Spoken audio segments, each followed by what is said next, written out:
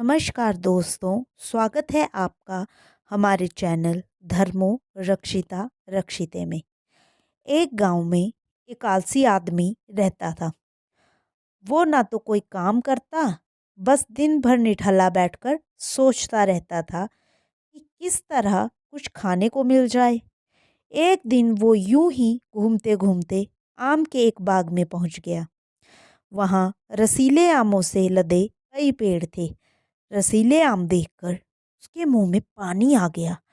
आम तोड़ वो एक पेड़ पर चढ़ गया, लेकिन जैसे ही वो पेड़ पर चढ़ा, बाग का मालिक वहां आ पहुंचा। बाग के मालिक को देख आलसी आदमी डर गया। जैसे तैसे पेड़ से उतरकर वहां से भागा। भागते भागते वो गांव के बाहर स्थित जंगल में जा पहुंचा। वो बुरी तरह से थक गया, इसलिए एक पेड़ के नीचे बैठकर सुस्ताने लगा। तभी उसकी नज़र एक लोमड़ी पर पड़ी। उस लोमड़ी की एक टांग टूटी हुई थी। वो लंगड़ा कर चल रही थी।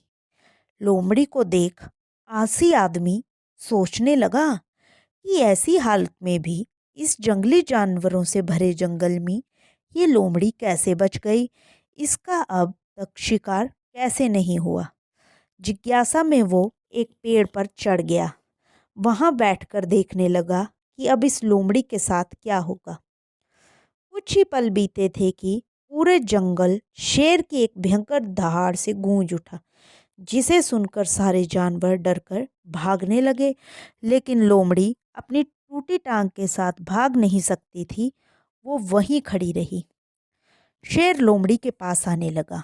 आलसी आदमी ने सोचा कि अब शेर लोमड़ी को मारकर खा जाएगा, लेकिन आगे जो हुआ वो बहुत अजीब था।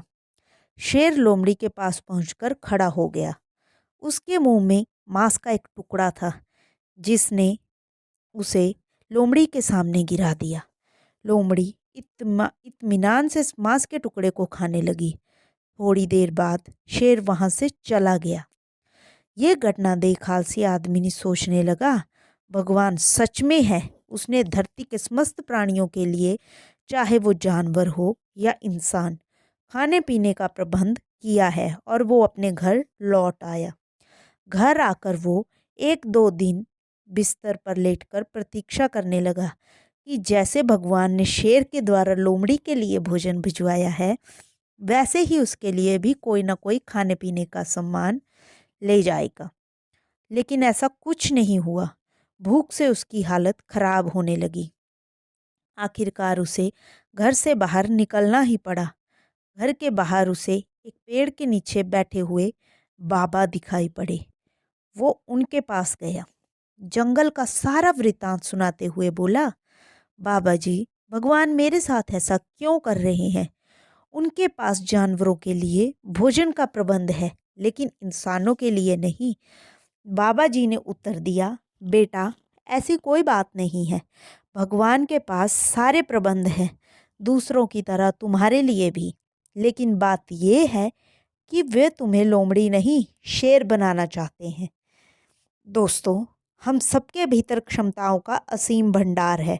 बस अपनी अज्ञानतावश हम उन्हें पहचान नहीं पाते और स्वयं को कमतर समझकर दूसरों की सहायता की प्रतीक्षा करते रहते हैं।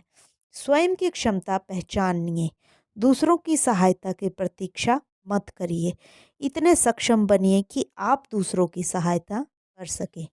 दोस्तों, अगर आपको हमारी ये कहानी पसंद आई हो तो हमारे वीडियो को लाइक करें और हमारे चैनल को ज़रूर सब्सक्राइब करें। राधे राधे।